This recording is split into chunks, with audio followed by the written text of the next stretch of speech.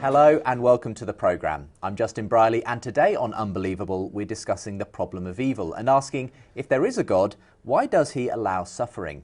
Well, joining me as usual are a Christian and atheist guest. Vince Vitaly is Senior Tutor at the Oxford Centre for Christian Apologetics. His latest book, co-authored with Ravi Zacharias, is called Why Suffering, and aims to give a range of helpful responses to a question that simply never goes away. Here to dialogue with Vince is Julian Baggini. He's a philosopher and author who writes on a variety of subjects, including religious belief. As an atheist, he'll be explaining why the problem of suffering presents challenges for belief in God. So Vince and Julian, thank you for joining me on the programme today. Thanks for having us. We'll make sure to give links to your websites and that kind of thing later on in the programme. But just for the moment, we're tackling such a big issue today, and even in the time we've got, I'm sure we'll barely be able to do it justice.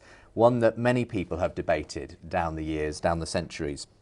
But of course, in a sense, tragic stories never go away. They're always in our headlines, and it might be good to start by looking at one or two. Before we do that, let's have a quick introduction to you both. Vince, you're a philosopher, a Christian one. You work out in Oxford. How did you get into all that? I didn't grow up in a Christian home myself. I grew up in sort of a culturally Catholic home. I guess if you had asked me if I was a Christian, I probably would have said yes, but it meant that that was something I was born into as an Italian American from New Jersey. I went to university and I met some people who, when they said they were Christian, it seemed to mean something different. It seemed to have a practical, concrete relevance in their day-to-day life. That gave me pause. And I began a sort of search about what it was that these people believed. My assumption at the time was that in order to have faith, it had to be blind. You had to sort of park your brain on the side. I was pleasantly surprised to find people who didn't think that faith and reason had to be in tension. And it was partly through my interest in philosophy, which was already there, and digging deeper into some Christian philosophy, that I would say Christianity became a live option for me. Sure. It became something that I could see as plausible, and that opened the door to me taking Jesus seriously, taking his life seriously, starting to ask questions about whether or not that is someone who I wanted to follow. And then the philosophy just continued from there through graduate studies, and I teach that now, and I particularly enjoy interacting with the sorts of questions that I was interacting with when I was seeking faith for the first time, and the questions that I continue to wrestle with. You're not the first person to produce a book on suffering. It is a massive issue, as I said. What inspired you at this point to take that one on? Yeah, fair point. Why another book on suffering when there are so many? I guess part of my response is Christian, atheist, everyone in between. I think it's something that we're all called to. We all need to take suffering seriously. We all need to take those who suffer seriously. So when I was deciding what to do in my graduate studies, both because of just that personal calling that dealing with suffering had to be a significant component of my life, and also knowing that this was one of the big hurdles for me to get over in order to take faith seriously, and for many who I've spoken with in order to take faith seriously. I wanted to do my PhD studies on a topic that I thought was relevant and was a question that actually a lot of people ask. Through that, I've come to think that there are a variety of helpful responses to the question, not a one-size-fits-all answer, but a number of helpful responses. And my co-author and I hoped that by putting a variety of the responses together in one book, having one chapter on each of a variety of responses, it could be a resource that would be helpful. I mean, one of the chapters is based primarily on the work you did in your PhD. Now, I guess you have to boil it down a lot, if you like, to make it accessible for the average person. Sure, that's true, but it's a great exercise. I think it was C.S. Lewis who said, and probably lots of other people as well, that if you can't distill your ideas to explain them in an accessible way to someone without expertise, then you haven't properly understood them. Exactly right. Yeah. So that was a really good exercise to do that. And this is an approach which is on the newer side. There are hints of it in philosopher Leibniz. Robert Adams, who was one of my PhD supervisors, wrote about it to some extent in the 70s. And then 1970s, and then left some of the ideas. And basically in my PhD, I picked up some of his ideas and took them further. Well, it would be good to explore that in some depth in the course of the programme today as we get to talk about that in particular. But let's turn to our other guest today as well. Julian, thanks for joining me on the programme today. Thank you, Justin. You have a website, microphilosophy.net, and when I visited it, there was just such a wide range of things you seem to talk about. Would you describe yourself as having any particular kind of focus in terms of your philosophical interests and that sort of thing? Probably, some people would say not enough of a focus. I think there are unifying themes for me. I think that what it means to think clearly is something which is obviously kind of almost a meta-philosophical question. Is interesting, and how to live well. I think those two things, but they overspill, they cover so much. And I'm not an academic, and I think one reason for that is that to be an academic you really do have to focus in, whereas my interest is in more of the connections between the things, the bigger picture. So, maybe I have to sacrifice some depth for breadth. I don't know if that's true or not. If I do, I think some people have got to do that. There's a division of labour in philosophy, and I'm not one made for the deepest minds, perhaps. You probably wouldn't, though, describe yourself to most people as an atheist philosopher. Presumably your philosophy isn't particularly linked to you being an atheist, but I guess it has some implications. It informs it, absolutely, it informs it. But to say I'm an atheist philosopher would make it sound as though everything I'm arguing for philosophically comes from an atheist basis, and it doesn't. I think I would imagine that a lot of the arguments I make, except really when they involve religion directly, are arguments that I would hope people could agree with or disagree with, and independently of their religious convictions. And also, this is an issue where I find myself very much kind of in opposition to the Christian mainstream, but I'm also very willing to acknowledge what contributions can be made, particularly to how we ought to live in religious traditions. I think that it's daft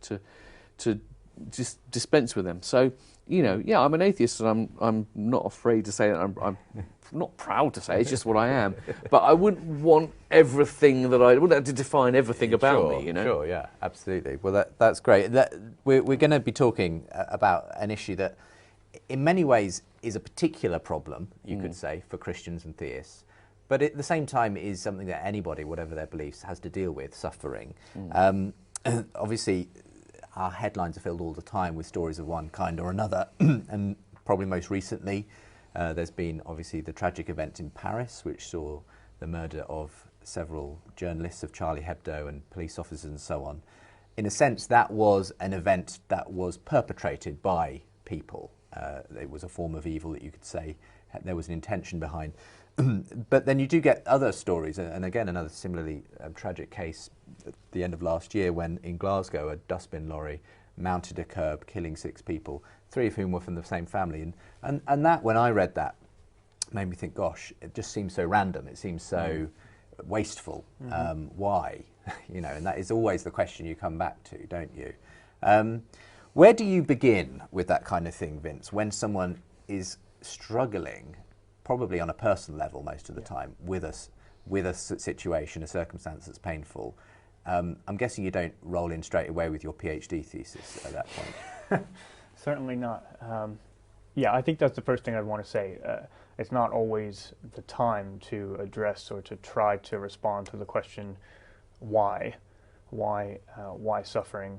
I have a very poignant example in my own life where my aunt was conveying to me some terrible suffering that she had been through, and I did jump in with some of my more abstract philosophical ideas. This was many years ago, and she listened to me patiently, and then she said, "Vince, that doesn't speak to me as a mother," which I have come to think was a very fair response, and I hope has helped me to listen a lot longer and to ask a lot more questions before I would think it would be even time to have a conversation about the question of why.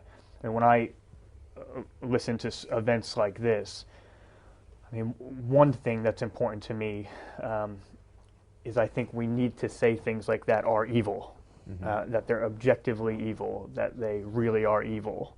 And I hope that my Christian worldview and my understanding of God allows me to do that.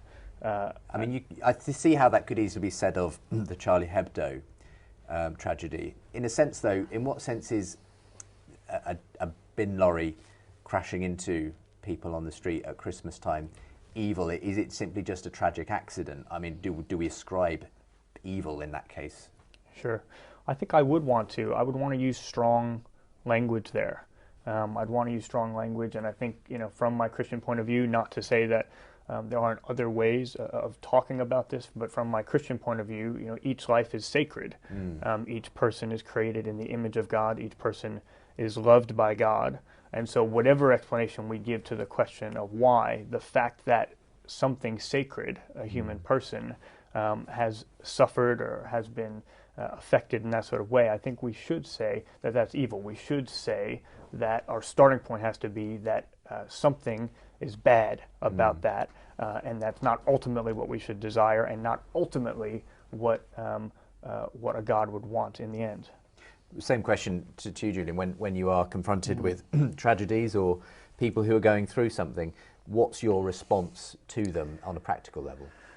Well, I mean, it's very difficult. I think it's very hard to say anything that can be of help to people.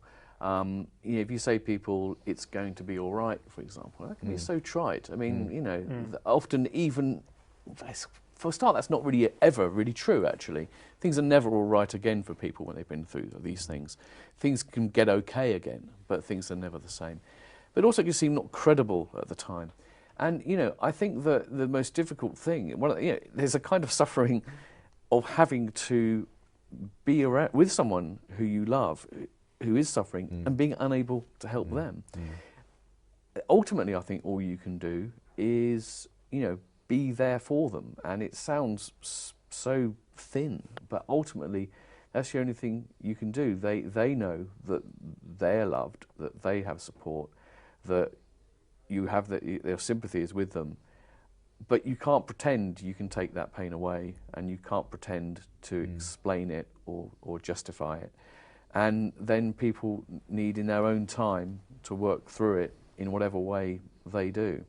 Do you ever go down the route as an atheist of trying to say that you're going to see why this, there's a reason behind this? I mean, you just can't go down that route, No, I don't think you can. And I think that's it's interesting how difficult it is. You say that people naturally ask why, and they do actually a lot of the time. And I'm always a bit baffled, because I know it's possible to break that habit, because I think that if you get accustomed to a worldview in which you accept that things don't happen with an ultimate purpose, things just happen, you do stop asking why after a while, genuinely.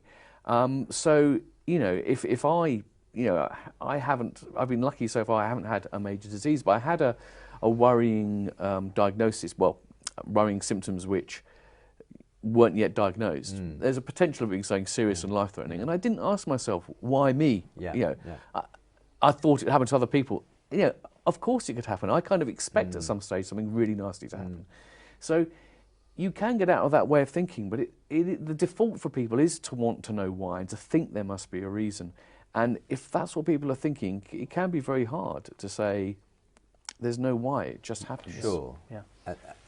I just wanted to pick up on the importance of just being there with someone and affirm that. I think that's one of the things, from my Christian perspective, that's one of the things, and this is not a statement of its truth or its falsity, but it's one of the things I value about the Christian tradition in particular, is that if there's a God who actually has lived a human life and actually suffered and knows what suffering is, then for anyone who's suffering, I can say to them that they don't need to wonder whether there's someone who exists who understands what they're going through, or if there's someone who cares. And that's something that's attractive to me about my faith, that I don't think anyone ever has to go through suffering in isolation, and I can offer my faith and my God as someone who understands and who can be there amidst that. And I agree in a sense with what you said about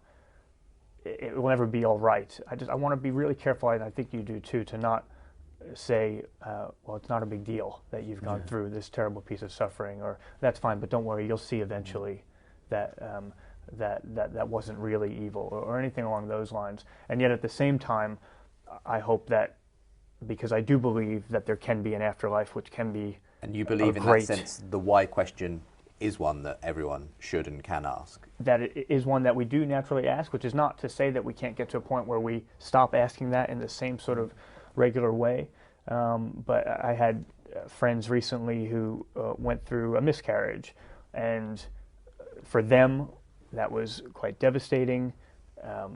The woman had to have surgery, lost a lot more blood than she should have. It was traumatic for them, and they are Christians, and they decided to name the baby Hope, because from their perspective, they really do believe that there's the possibility of being a family together with that child in heaven, which again is not an argument for the truth or the falsity of the Christian faith, but when we're talking about how do we respond to real life suffering, it's something I really value about my tradition, that I can call it evil, but I can also say that there is real hope, and at the same time I can say there is always someone who knows what you've been through. I'm going to pick up on something you said there, because what's quite interesting is that I can see how what you're saying about if you believe that God is always there for you, that can be a kind of a comfort. But on the other hand, I think you'll agree with me on this, that there is a tendency for a lot of people to actually dismiss Christianity on that basis, that, oh, you know,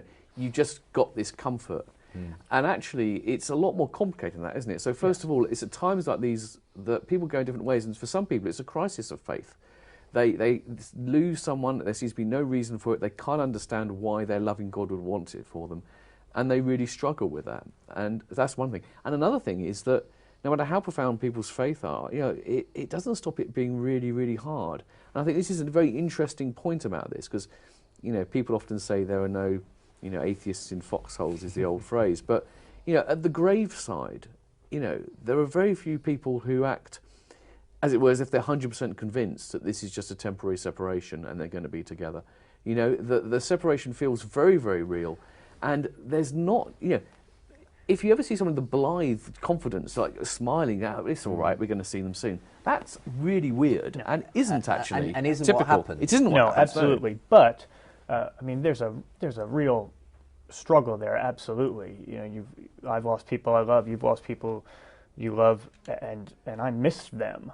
And yet, I have been at memorial services, funerals of Christian friends who believe with strong conviction that they're going to see this person again, and they're going to be in great friendship again. And it does look different, and you find both in full measure. You find the grief, but you also find celebration. You sort of write about this interestingly in terms of Jesus. There's the story of him raising Lazarus from the dead, and yet one of the most famous verses in Scripture, Jesus wept, and you sort of say, well, why did Jesus weep if he knew he was about to raise his friend Lazarus? Yep. So, and draw out this point about that Jesus kind of understood the nature of the suffering we go through. I think that's right. I think both can be there in full measure. That real weeping, and note there that Lazarus' sisters, Mary and Martha, are not very impressed that Jesus has come late and their brother has died before he gets there. And it could have been the time where Jesus says, well, here's why I had to wait, here's my reasoning, here's why suffering. He doesn't do that, which I think is a good model. He just weeps with them. But then also there is the celebration at the rising of Lazarus, and that pointing to the fact that there can be an afterlife and we can live together with people. There is a flip side to this, though, which I'd like to hear your thoughts on, which is that for a lot of Christians believe that as well as eternal salvation, there's eternal damnation. Now, and whenever I talk about this with Christians, they're obviously very careful to say that it's not for them to judge. Sure. So they will not have an opinion about, it's not for them to say whether someone is going to go to hell, even though intellectually they believe that without having accepted Christ into your life, you won't go to heaven. But that means that there must be situations where you lose someone, where someone dies, and at the very least you have grave cause for concern. That person, you may not meet them again. It might be your mother, your brother, your father, your daughter, your son. And it's not just, it seems to magnify it. they haven't just suffered and died. They might be facing eternal torment. Isn't that far more discomforting than any comfort you could get that you're going to be reconciled with some people in the afterlife? Fair challenge, very fair challenge. I think that I can always hold out hope for anyone who has died. I think that partly because I've seen in my own life, it's often been when people who I love have been closest to death. My dad has been close to death at times and hasn't passed on, but it's in those times that my assessment of the situation is that actually his kind of spiritual sensitivity is heightened in those times. We can give different explanations for that, but God is reaching out to him in an even stronger way in even those moments before he might die. So I never want to say that I can't have hope for someone that they could wind up in heaven. And in that sense, I think I can always kind of retain that hope. But there is that reality in the Christian faith, and different Christians think of this differently. Some think of this as an eternal conscious state. John Stott thought of it as an annihilationist view, which would be more perhaps like an atheist view where we cease to exist. But from my perspective, I think it is important that we don't take medieval paintings of fire and torture and just kind of put that onto Christianity as the assumed understanding of what hell would be like. My understanding of hell is that if a person in their heart doesn't want to be with God, God's not going to force someone to be with them. I think that would be a terrible state to be in, because I think we were made to be in strongest relationship with that person, God. But what exactly that state looks like, I don't presume to have a lot of knowledge about, but I see it as a place of choosing not to live in relationship with God, not as a place that God sort of sends you so that he can find the worst ways to torture you, but actually him allowing you to live with that choice. I mean, does that help or not so much? I don't know whether that kind of softens the blow. It softens the blow if you don't believe that whatever hell is, it's a place where people are going to suffer in perpetuity. If it's some kind of annihilation, then that helps to a certain extent. But I still think it leaves a kind of a bitterness there, because even if it's just an absence of an eternal life, in that eternity, you're going to have this awareness of this lost opportunity. And I guess, and the other thing that I have to say, though, that I find difficult listening to that is, you say about it's choosing not to live with God. I mean, that really isn't how it feels. I mean, I actually get quite agitated when Christians describe atheists like myself as people who are choosing to reject God or choosing to reject Christ. Because that's not how it seems. What it seems to us is, we can't believe in God because it doesn't add up to us for one reason or another. Now, if that's because we're too stupid or blinded or whatever it might be to see it, that's one thing. But it's certainly not a choice. It's not a rejection of God. And so I do find it hard to see. I mean, we don't drift too much. I find it hard to see how God would. I think that's fair. And I would just want to say that because of the way I understand God's character and his love for each person, that he would ensure that at some point, even if it is in those dying moments, he would ensure that each person does have an opportunity to choose him if that's what they would desire. What I wouldn't want to say is, Julian, you have had the choice, and it's your fault for not making that decision at this point. Only God knows our stories and how he's reaching out to us and when that time is. Perhaps, Vince, it would be good, we don't have time to cover all of the ways in which you approach the issue of suffering in the book. But in particular, I wanted to at least talk about the work you've put into this at an academic level and now, as it were, presented in a way that's accessible in the book. You've called the chapter The Response of Grace. Do you want to just briefly walk us through what this particular response to why God might allow suffering is? Sure. Here's the general idea, and I take this not to be a sufficient response in and of itself, but a component of a helpful response. I think oftentimes when we think about this challenge of suffering, we can tend to picture ourselves or those we love in this world with all of its suffering. then we can picture ourselves in a very different world with far less suffering or with no suffering. And then we might think to ourselves, we might wonder, if there is a God, why wouldn't he have created me in this world with far less suffering rather than in our current world and all of its suffering? I think that's a reasonable thought, but I think it's a thought that relies on a philosophical mistake, because it relies on the assumption that it would still be us, it would still be you and me as the individuals that we are in that very different world. And I don't think that's the case. I tell a story in the book of my parents on their second date, and they're standing on the Brooklyn Bridge. My dad notices a ring on my mom's finger, and he asks about it. And she says, "Oh, that's just some ring one of my old boyfriends gave to me. I just wear it because I think it looks nice." He says, "Oh, it is nice. Let me see it." She takes it off and hands it to him. And my dad throws it off the bridge and watches it sink to the bottom of the East River. The question I draw out of that is, my mom happened to love that. Okay, I think that was the clinching moment for her. But if she hadn't, if she had decided, what a jerk, I better run back with the old boyfriend instead, what would that have meant for me? And I might be tempted to think, that might have been better for me. The other guy might have been taller, he might have been more athletic, he might have been better looking, he might have had more money. But if I start to think down those lines, I think I'm thinking in the wrong way. If my mom had wound up with the other guy rather than my dad, it's not me who would have come to exist. Maybe some other child would have come to exist. Maybe he would have been taller and had more money, but it wouldn't have been me, because part, at least, of what makes me who I am is my origin.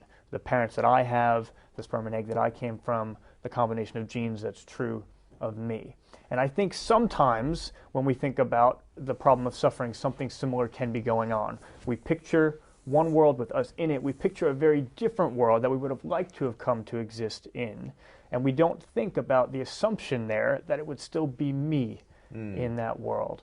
I then couple that idea with the question, what if it's the case that God really likes the idea of each of us existing? What if it's the case that God actually loves each individual person? What if he created the sort of world that would allow us to come to exist because he wanted us to exist, because he desired to invite us into relationship But for with you to himself. exist as Vince Vitali required, probably, in your parents' lives and their grandparents' lives and great-grandparents' lives, a fair bit of suffering that kind of created the kinds of events that led to your parents meeting and you sitting here. That's right. And certainly if whether or not my dad throws a ring off of a bridge can affect who comes to exist, then changing big things about the universe such that it would be one that wouldn't have the threats to natural disaster or the possibilities of evil as a product of free will would certainly be enough to say that we wouldn't come to exist, or perhaps even beings of our type. And in a sense, if you like, God is willing to allow that the level of suffering that we do therefore experience and see and evil and so on in the universe, because he thinks the end product, i.e. you and me and Julian, is worth it in the end. Yeah, not because he desires the evil and the suffering. And I want to be careful here not to portray this approach as an overly instrumentalist one, where it's kind of, is this suffering allowable for that end? Yeah. I don't think of this so much as a greater goods approach, where we say, here's the evil and suffering, does the good outweigh the evil and suffering? I think of it more of a love for individual persons approach. I don't think the primary question in God's mind is one of a calculation of whether or not we get overall maximal value or greater world value on this approach than on that approach. I see God as aimed for beings like us, and perhaps also the individuals that come to exist, and creating out of love for those. That doesn't mean that it's an easy choice, just like I don't think it's an easy choice for human parents to decide to have a child. You're doing something that you know full well, if you do that willfully, is going to result in serious suffering, because any child, even with the most favorable life, will undergo serious suffering, and ultimately one day death. So you're doing something, even as a human parent, that you know is going to result in serious suffering and in death.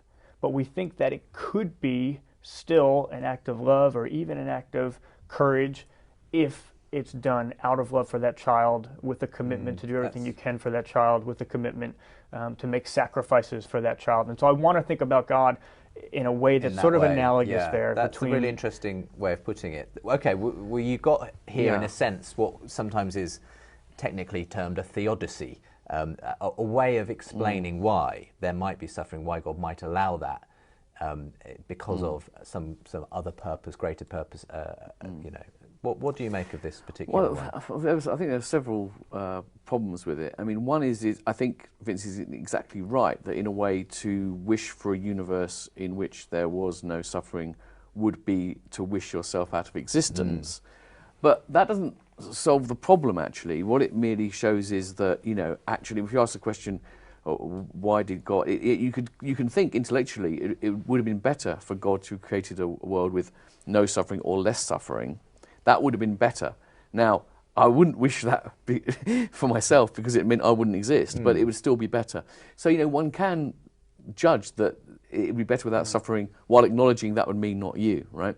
But the second thing is that the parental analogy is an interesting one, but I don't think it works for what you're saying because, okay, let's take your parents. You say a parent loves their child and that's why they bring them into the world. But until that particular child has come into the world, your mum did not love you before you were born. If the night you were conceived, one of them had a terrible headache and a different child had been conceived the next day, they would have loved that other child equally as much.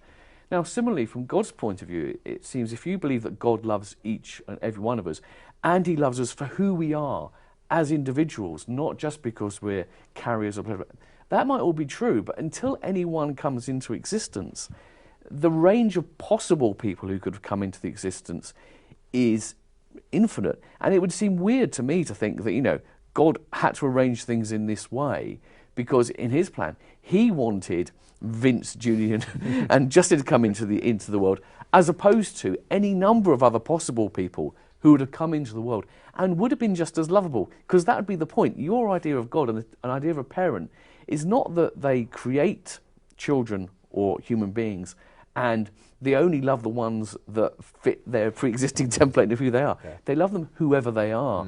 So I can't really see how this explanation actually explains why God did analogous. I think right. No, good challenges. I don't want to commit myself to saying this is the only universe God has created. So maybe it is the case that God has created those other universes that would have been better in some objective sense and would have included other people. All I want to say is that it's not clear to me that God has shown he's done something wrong if he also creates our universe and the individuals that are included in this universe. If we think to ourselves, God has wronged me by creating a universe like this, I think that's at least a more complicated question than it initially seems like. If I wouldn't have existed otherwise, and if I'm offered a life that is good on the whole. But I agree that there's no reason to think God wouldn't have loved other beings, other types of beings, or even other beings like human persons who are different individuals. And I have no problem with speculating that God could have created lots of universes with lots of different types of individuals as well. Does that help? Well, it kind of helps, but I don't know. To me, it seems to have undercut the force of the theodicy, because unless there's some, you know, the argument seems to rest on the thought that there's something important that the people who happen to have come into existence came into existence, and that could only have happened if everything else had been true, including suffering. And I'm not sure what you said there really deals with that problem. So I'm happy to defend that a little bit as well.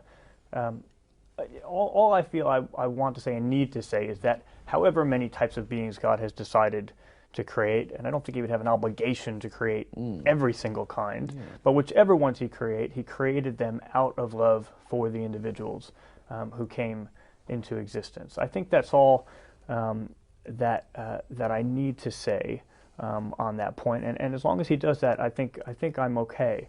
with the way I'm understanding it. It's not the case that God would have wronged any of the beings who he didn't decide to create, right? Because they never come to exist. So it's not like they've been harmed or wronged by God making a decision not to create them or not to create them at a certain time. But whether he's created just us and this universe, or whether he's created many universes with lots of individuals, I want to say that he's done so because he desired that individual, those individual persons. And those specific people, as opposed to it could have been. Well, any. that's the strange thought, I think, because and that's a good challenge. And I'm happy to think about the approach in two different ways. It could be the case that God is aiming very specifically for individuals. But if you're someone who believes in free will, and if you're someone who doesn't believe in Molinism, meaning if you're someone who doesn't believe that before creation God would know how every free person would act in any situation he could put them in, then even if God could know everything from an outside of time perspective, the way that he knows certain things in the future is because they actually happen. And it runs from the thing actually happening to God knowing it. If that's the case, then that knowledge of how we act freely in the future is not knowledge, even if God has it, that he would take into account when creating. On that version of this approach, what I'm wanting to say is that God could still aim for beings like us.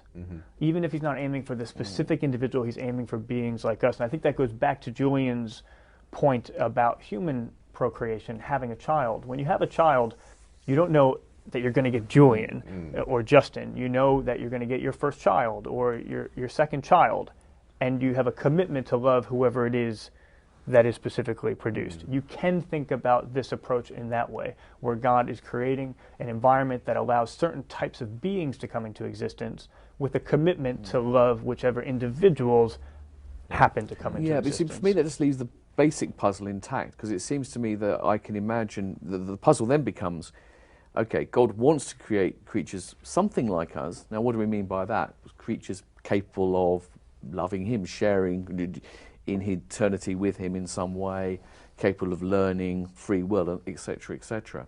So he wanted to create people like us. The puzzle seems to be that surely he could have created such people in such ways that didn't provide for as much sort of almost, it seems like egregious suffering in the world. I mean, because these things are gratuitous almost, maybe, gratuitous, because, you know, it seems that you wouldn't have to go too far. I mean, so for example, straying for a slightly different justification, there's the idea that, you know, we have to learn, we have to suffer in order to learn and so forth. The sort of soul-making theology. Yeah, but, you know, the obvious problem with that is, well, okay, true, but actually what we have to learn, some things we don't have to learn, some things we learn easily. Sometimes, you know, you can learn by a very small experience. Why did God make us such bad learners? You know, that we really needed all this awful suffering in order to learn the important things about love. Yeah. Now, of course, you'll come back, you'll have answers to those kind of things. So what I'm saying is you're back to those questions. Yes. The basic problem still seems to be there, despite what you said about God's desire to create creatures like us and live with the consequences. And I think that God's love for us might be much more specific than just beings that could relate to him, beings that are intelligent. God could create lots of other types of beings like that, beings that wouldn't necessitate some of the sorts of sufferings that exist in the world. And perhaps he has. I just want to claim that he's also created us, and maybe what he really loves about us is quite specific. Maybe it has specifics to do with our psychology and our biology and the narrative of the human race's history as well. It might be quite a specific love that he has.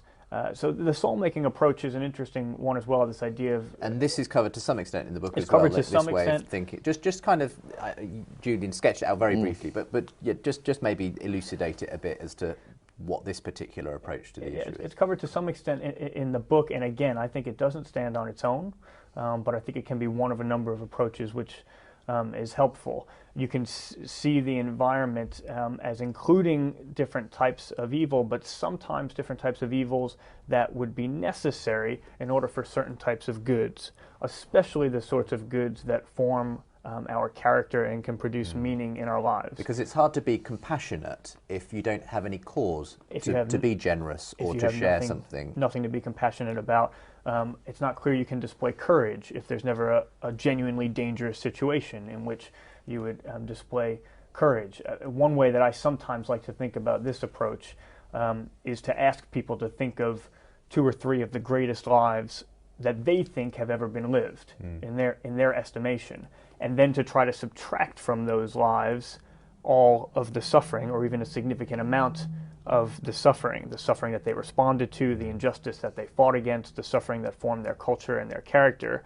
And what happens quite quickly is that all of a sudden those lives don't look anything like the lives that we were initially that we're so inspired by. So that's the sort of general approach there, and I find that compelling to an extent, but I don't think that the bar can be that for any piece of suffering that we point to, I as a Christian should be able to say, and the soul-making value of that is, or and the reason for that is. All the time, parents might have reasons for allowing a child to undergo something. A parent decides to move the family from one city to another. The child experiences that as genuinely horrible. It may genuinely be very difficult for the child. It doesn't mean that the parents couldn't have had good reasons to do that, or even be doing that for the child's sake. In my own life, what I find is that when I look back on suffering in my life, for some of it, I'm able to say, you know what, that made no sense at the time, but now I can understand in part how that might be allowed. An atheist could easily say the same. Of course, we can see the ways in which some hardships and suffering can develop our character in positive ways, and looking back and so on. But you wouldn't ascribe it to, therefore, being a justification in a... and it also seems to be, it seems very unfair and excessive. So, for example, I mean, there are some examples we could point to which, the suffering was just dreadful. You're talking about, the killers who sort of tortured horribly their victims before they killed them and so forth. Now, you ask yourself the question, why on earth could that possibly have been necessary, given the fact that if we're going to have the general idea that we need to have suffering in order to respond with compassion, well, most of us don't have to be confronted with that degree of suffering to learn. So clearly, there's not a general principle, no, we really must have the most awful suffering, otherwise no one can learn. Most of us don't. These seem to be excessive cases where it's like completely over the top. But in that particular case, I guess Vince might want to bring in another theodicy, that free will, there's someone who is carrying out such a murderous, torturous act. Well, we're again... But the problem there is that, I mean, that seems odd again, because whatever free will means, it's clearly a capacity. The capacity to free will is got to be something that people vary in their ability to exercise. Psychopaths and sociopaths, there's no credible account of free will which can say, no, those people had exactly the same degree of free will as an ordinary person. They have some, major flaw, and that is a flaw which has emerged in the natural world, which, if you're Christian, God has created. So, again, if you want to allow for free will, that doesn't explain why a heck of a lot of cases which go way beyond what is needed in order for people to exercise their free will. And in the case of people with psychopaths and so forth, it seems those individuals themselves have got some kind of free will deficiency and problem. They're not. It's not so much free will as they're mentally ill or whatever is going on. Yeah. I think it's important, from my perspective, that there is.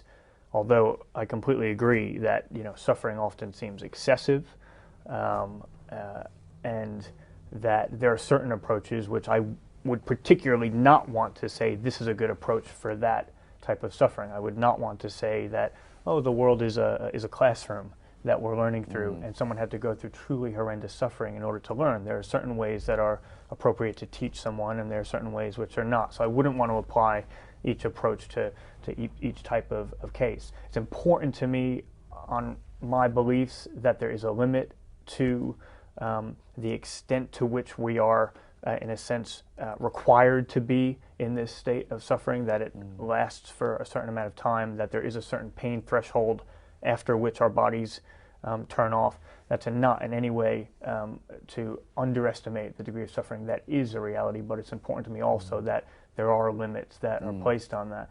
And what I find when I look back on my life, and I think this is what I would expect to find, is that I look back on some suffering and I say, okay, yes, I can, at the time that seemed utterly pointless and terrible, I can now look back on that and see how there's been some meaning that has been made out of that. It just doesn't necessarily mean that God determined it for that reason. It could have been a result of free will, but it could be why God might have allowed it. But then there are other things I look back on in my life and I still just say, that seems utterly pointless. That seems terrible and utterly pointless, and I have no idea why God would allow that. But as I get older, hopefully as I get more mature, I'm generally able to reflect back, and little by little, more of that I can find meaning in.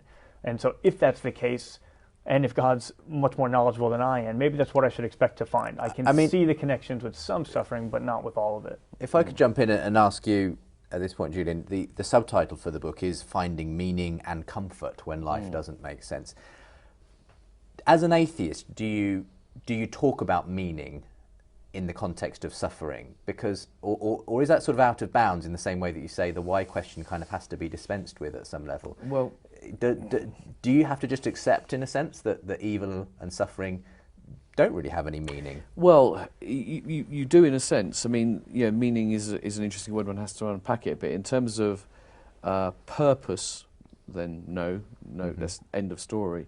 The standard kind of atheist answer on meaning is, and the one I'd agree with, is that we can find meaning in the world, but in a sense we kind of have to create it. And that's not just a sort of like a whimsical individual thing. We find it collectively as well, and we find it in things that are seen to be good and other people also believe are good. So it's not just you can decide anything's meaningful and anything isn't, but we have to kind of create it in some way. And so in that sense, suffering becomes a challenge. You either have to sort of like deal with it in a way that you can get over it, and in that sense, turn it into a meaningful experience, or not. The point is, and this is the hard side of atheism, which I think some atheists don't want to acknowledge. They want to say that no, everything's left lovely in the garden. Is that sometimes there really is no meaning to be found. Although actually, interesting enough, even Vince says he can't see the meaning. Sure. So from a practical point of view, we're in the same boat a lot of the time. Vince thinks there's a meaning, he can't see it. We don't think there's a meaning, and we can't see it. Sure. Sometimes, though, things go wrong, and you're talking about looking back of your life, but we're here as the survivors. There are people who can't deal with the suffering, who take their own lives, or who go under in some other way. And the difficult pill of the atheist worldview is to accept that for some lives there is pain and there is suffering and there is no redemption. That is a deep, dark fact about the universe which we have to accept. That is not necessarily easy to do. But the fact that it's difficult to accept it from the atheist point of view is not a reason itself not to accept it. The atheist would say we have to just be honest and accept that there are awful things about the universe, and they just are. Let's talk about that just as we start to close things up, and before we have some final thoughts. For you, as much as the problem of suffering does present a serious challenge to Christianity, Vince, what do you make of, as it were, where an atheist goes when it comes to suffering? Is it easier for an atheist, or at some level, it could be said, and I've heard other people say, in a sense, I'd rather be confused about what God's up to when it comes to suffering, rather than thinking there really just isn't any meaning and we're just floating and it's all random at the end of the day. That's not what you've said, but Sure. That's what some people sort of Sure. do say. Yeah, I mean, I take great comfort in the hope that I think I can find in a loving God existing, and in the possibility of an afterlife where people can have a great eternal life. I pretty recently had an experience with my best friend's father, where he was on his deathbed. My best friend asked me to go and speak with him. His understanding, he did believe that there was a God of some sort, but his understanding of what it meant to be right with God was try to do more good than bad. If you've done enough good, at the end of the day, you're going to go to a good place. If you haven't, then you're in trouble. And he reflected back on his life and was coming to the conclusion that he was in trouble. And, I was so thankful to be able to sit there and think, no, hope is not lost, even on this person who is just, days from their death. And I can say, not only does a God exist, but a God who is not like a Santa Claus or a Father Christmas who's just counting your goods and your bads, a God who loves you more unconditionally for that. From my Christian perspective, a God who did himself everything that was necessary in order for you to be right with him, not relying on you to be able to do enough to make yourself right with him. And so from that perspective, I think that's really significant. That I never feel like there's a point at which someone is beyond hope, and that's something that I can share someone, even if it is in their final days. I think that's significant. Another question I'd want to raise, I'd be interested to hear you talk about this, Julian, from the atheist perspective, is that, because I think we'd agree, we need to be able to say, especially when we see horrors, that is evil. That is objectively evil. Do you think that there's a challenge to saying that from an atheistic perspective? I have my sort of, way of saying that I believe I can say that because I think at the center of all reality is a moral being who's loving and good, and evil are things that contradict that. Is that a challenge for atheism, or do you think that there's a good way to respond to that? Is it a challenge that, that you're suggesting that there might be a problem for atheists being able to say that is wrong, that is bad? I'm wondering how... Identifying that something is evil might be a I don't taxing issue. I don't actually see the problem. I think if you set up... Well, this is quite a complex issue in many ways. I'd appreciate for the final 5 minutes. If you set up the idea of objective evil in a particular way, that might become problematic. But you see, I think fundamentally, going back to this classic thing, going back to Plato, the Euthyphro dilemma, I do think that's pretty clear here. I don't think there's a straightforward way in which accepting a theistic universe gives you something fundamentally that the atheists don't. And here's why, because the old problem is, you believe in a good God at the centre of the universe, this moral being at the core. But you have to ask the question, what makes this God good? Now, if you say, well, God, whatever, God is good because God is God and he decides what's good. Well, that seems to be the wrong answer. Because I don't think that there are many Christians, there might be some, it's a very diverse world, who would say, yeah, you know what, God could have written those 10 commandments differently, so they're the exact opposite. If God had said adultery is right, adultery would have been right, full stop. That's not the way most people think about it. Most people say, no, adultery is wrong, and God says it's wrong because it's wrong. Yeah. And that opens up this gap, you see, between, there's something about the concept, the idea of goodness, which seems to stand by itself. What enables you to say God is good is because the two things don't mean exactly the same thing.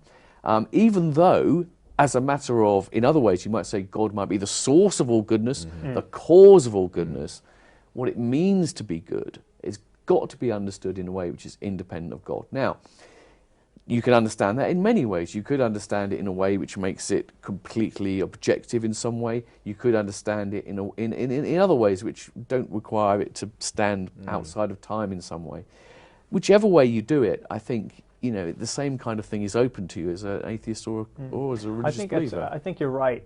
At some point, anyone hits explanatory bedrock, right? We can keep saying why, and at some point each of us is going to stop. I'm going to stop with God's nature and say that's just how God's nature is. You're going to stop at something as well. I think what's important from my perspective is that to stop with something stable, that there's a sort of stability to morality if I ground it in God's nature and if God's a necessary being. And sometimes what I find challenging is thinking of what the naturalistic alternatives are that have this sort of stability about morality that I think we want to say is true when we claim that is objectively evil and would be in any situation. We've opened up a big can of worms with very short period to go on the show, and something that we've addressed in other shows as well, and so on. And I think Euthyphro's dilemma is essentially what you've elucidated there, Julian. But it is an interesting one, and one I think you tackle a little bit at the start of the book, Vince, along with Ravi, this question of what is suffering? Is there an objective realm of evil, and so on? But it's been really interesting. Great to have you both on the programme today. A serious subject, but I've really appreciated the way in which you've both thought about it and talked it through in a very gracious way. Do you think you'll ever write on this particular subject? Or maybe you have. Well, I've done short things in introductory books, so I'm not sure that it's something I'd really turn to. But if I've got time, I must say I struggle with the issue, because for me there's something about theodicy which I find kind of troubling. In all the people I interviewed for the Philosopher's Magazine, the only time I interviewed someone and I had a kind of almost a visceral kind of reaction against them was a well-known theologian who was explaining away evil. And it seems to me that I think, Vince has said this at various points, I actually think the only honest way to deal with suffering as a Christian is to say that in some way it's got to be for the greater good. Right. But it is utterly mysterious how it is. I think the moment you try and make sense of it, you risk sort of sounding crass and almost obscene at times, Yeah. And so in that sense, I don't think it is a decisive objection against religion. But I think the best response is not to try and explain it, but to truly embrace the idea that if there is a God, then this God is in lots of ways way beyond our comprehension, and we should accept that mystery. The problem is that, as a matter of fact, people only tend to embrace the mystery when they reach the difficulties in their own position. I think that there should be. I think the most honest way to approach belief is to accept a lot more mystery. Actually, yeah.